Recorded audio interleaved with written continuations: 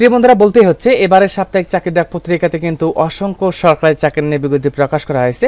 এখানে সাপ্তাহিক চাকরির ডাক পত্রিকাতে সর্বমোট 4টা পেজ থাকে, যেখানে প্রত্যেকটা সার্কুলার অর্থাৎ গত এক সপ্তাহে যাবতীয় সার্কুলার এখানে প্রকাশ করা হয়। প্রিয় বন্ধুরা, আসসালামু আলাইকুম। আশা করি সকলে ভালো আছেন এবং সুস্থ আছেন। তো বরাবরের মতো প্রতি শুক্রবারের নাও এবারের শুক্রবারের সাপ্তাহিক চাকরির ডাক পত্রিকা নিয়ে আপনাদের সাথে বিস্তারিত আলোচনা করার জন্য হাজির হয়েছি। তো দেখতেই পাচ্ছেন শুক্রবারের সাপ্তাহিক চাকরির ডাক পত্রিকা যেটা প্রকাশ করা হয়েছে 6 সেপ্টেম্বর 2024 তারিখে, অর্থাৎ শুক্রবারে 6 সেপ্টেম্বর 2024 তারিখে শুক্রবারের সাপ্তাহিক চাকরির ডাক পত্রিকা। সকল পদসংখ্যা নিয়ে পদসংখ্যা সার্কুলার অনুযায়ী আলোচনা করব। আপনারা সকলে শেষ পর্যন্ত ভিডিওটি দেখার জন্য চেষ্টা করবেন। প্রিয় বন্ধুরা, আমাদের চ্যানেলটি যেহেতু সরকারি চাকরি নিয়ে সম্পর্কিত চ্যানেল, প্রত্যেকটা সরকারি চাকরির নিয়োগ বিজ্ঞপ্তি আসা মাত্র আমাদের চ্যানেলে আপলোড করা হয়, বিস্তারিত আলোচনা করা হয়। তো আমাদের চ্যানেলটি অবশ্যই সাবস্ক্রাইব করে রাখবেন, যাতে করে পরবর্তী কোনো নতুন সরকারি চাকরির নিয়োগ বিজ্ঞপ্তি আসলে আমাদের চ্যানেলে আপলোড করা মাত্র আপনাদের হয়ে নোটিফিকেশন সাথেই চলে যায়। প্রিয় বন্ধুরা, বলছিলাম যে সাপ্তাহিক চাকরির ডাক পত্রিকা নিয়ে আপনাদের সাথে বিস্তারিত আলোচনা করব, যেটা 6 সেপ্টেম্বর 2024 তারিখে প্রকাশ করা হয়। তো সাপ্তাহিক চাকরির ডাক পত্রিকাতে এখানে প্রথমত যে সার্কুলার নিয়ে কথা বলবো, এখানে দেখেন যে সার্কুলারটা প্রকাশ করা হয়েছে ড্রাইভার পোস্টে একজন লোক নিয়োগ করা হবে।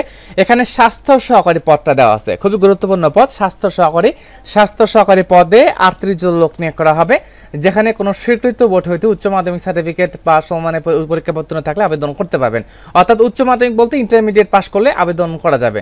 এখানে স্বাস্থ্য সহকারী পদে 38 জন লোক নিয়োগ করা হবে। তো দেখেন অফিস সহকারী কাম কম্পিউটার মুদ্রাক্ষরিক, এখানে 2 জন লোক নিয়োগ করা হবে। এখানে উচ্চ মাধ্যমিক পাস করলে আবেদন করতে পারবে। তারপরে দেওয়া আছে কোল্ড চেইন টেকনিশিয়ান, যেখানে 1 জন লোক নিয়োগ করা হবে, এখানে আবেদন করতে পারবেন। স্টোর কিপারে এখানে 5 জন লোক নিয়োগ করা হবে, উচ্চ মাধ্যমিক সার্টিফিকেট পাস করলে আবেদন করতে পারবেন। তারপরে দেওয়া আছে ষাট মুদ্রাক্ষরিক কাম কম্পিউটার অপারেটর, এখানে 1 জন লোক নিয়োগ করা হবে। পরিসংখ্যানবিদ, যেখানে 4 জন লোক নিয়োগ করা হবে। তো দেখেন এখানে সিভিল সার্জন দেওয়া আছে, সিভিল সার্জন জয়পুরহাট, যেখানে পদ সংখ্যা 54 জন দেওয়া আছে, এখানে 54 জন লোক নিয়োগ করা হবে। তার মধ্যে থেকে স্বাস্থ্য সহকারী 38 জন দেওয়া আছে। তো সিভিল সার্জন কার্যালয় প্রত্যেকটা জেলাওয়ারে কিন্তু প্রকাশ করা হয়েছিল, অনেক জেলা কিন্তু বাদ রয়েছে। আবারও কিন্তু সেই সিভিল সার্জনের কার্যালয় নিয়োগ বিজ্ঞপ্তি কিন্তু প্রকাশ করা হচ্ছে প্রত্যেকটা জেলাওয়ারে। আমাদের চ্যানেলটি অবশ্যই পাশে থাকবেন, যে কোনো নিয়োগ বিজ্ঞপ্তি আসা মাত্র আমাদের চ্যানেলে আপলোড করা হবে। তো শুধুমাত্র জয়পুর জেলার স্থায়ী বাসিন্দাগুলি আবেদন করতে পারবেন। তারপরে দেওয়া আছে বাংলাদেশ চা বোর্ড পদ সংখ্যা 48 জন দেওয়া আছে। এখানে আপনারা বিভিন্ন ক্যাটাগরি পোস্টে আবেদন করতে পারবেন। এখানে অষ্টম শ্রেণী, এসএসসি, এইচএসসি, অনার্স ডিগ্রি পাশে আবেদন করা যাবে। পরিচ্ছন্নতা কর্মী পরিচ্ছন্নতা, এখানে নিরাপত্তা প্রহরী দেওয়া আছে, অফিস সহায়ক দেওয়া আছে, প্লাম্বার দেওয়া আছে, গাড়ি চালক দেওয়া আছে, অফিস সহকারী কাম কম্পিউটার মুদ্রাক্ষরিক, যেখানে 22 জন লোক নিয়োগ করা হবে। হিসাব সহকারী এখানে 3 জন দেওয়া আছে, স্টোর কিপারে 1 জন দেওয়া আছে, সার্ভেয়ার পোস্টে 2 জন লোক নিয়োগ করা হবে। বাংলাদেশ চা বোর্ডে পদ সংখ্যা 48 জন, যেখানে আপনারা আবেদন করতে পারবেন। তারপর দেওয়া আছে এখানে দেওয়া আছে ট্যাক্সেস আপিলার ট্রাইব্যুনাল, এখানে পদ সংখ্যা 20 জন দেওয়া আছে, আবেদন করতে পারবেন। তারপরে দেওয়া আছে এখানে ঢাকা বাস র্যাপিড ট্রানজিট কোম্পানি লিমিটেড, পদ সংখ্যা 4 জন দেওয়া আছে।